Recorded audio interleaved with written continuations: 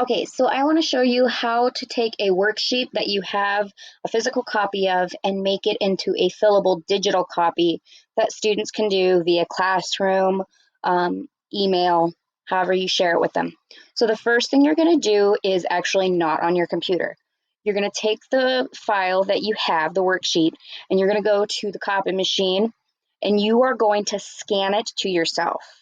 There is an option in there to change the file from a PDF to a JPEG.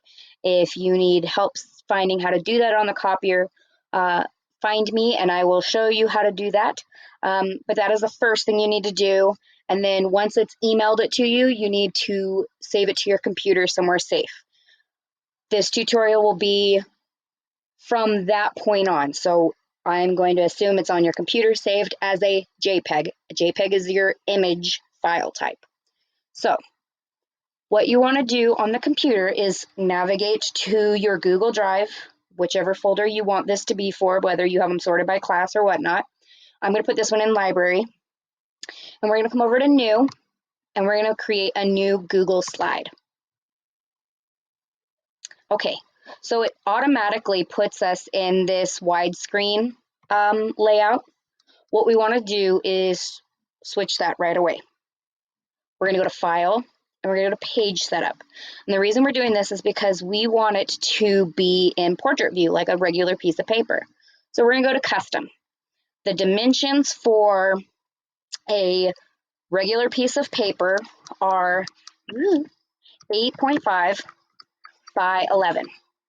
We apply that, and now it's in the layout of a normal sheet of paper.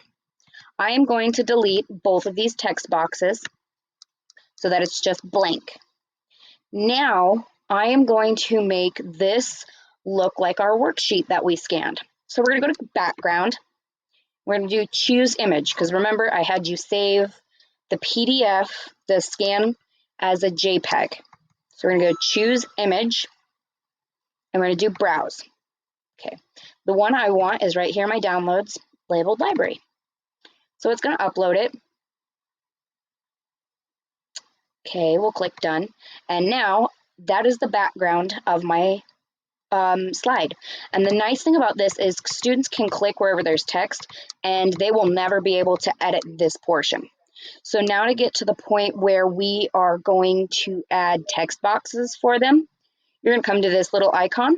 We're going to click it and we are going to drag it to there.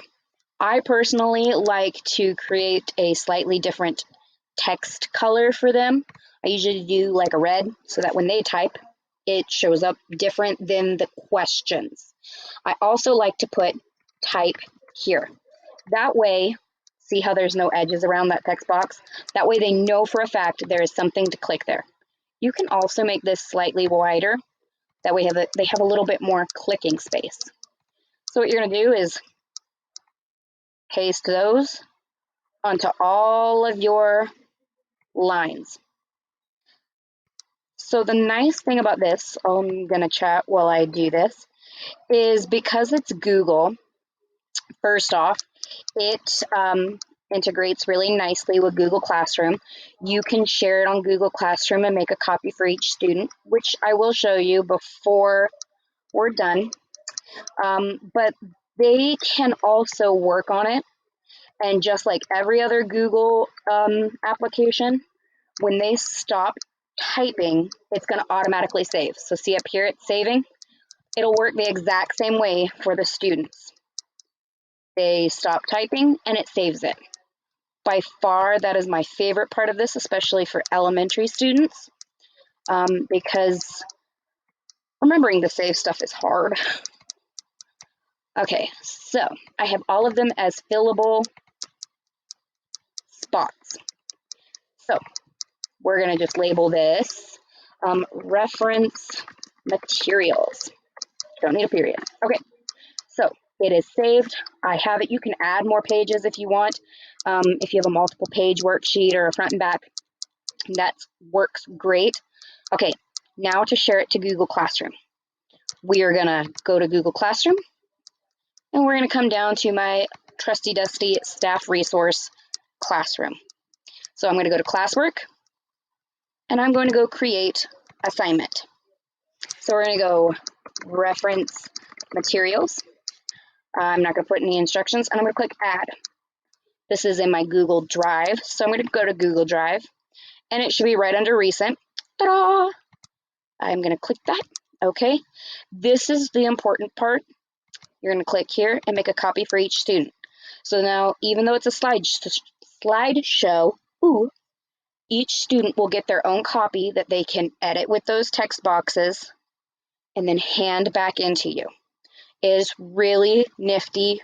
I've had some of the elementary students using this, and it's just really nice and straightforward for them. And this will work great for middle school and high school as well. So then obviously you would assign it, and yeah, that's pretty much the gist of it. If you have any questions, feel free to ask. Bye.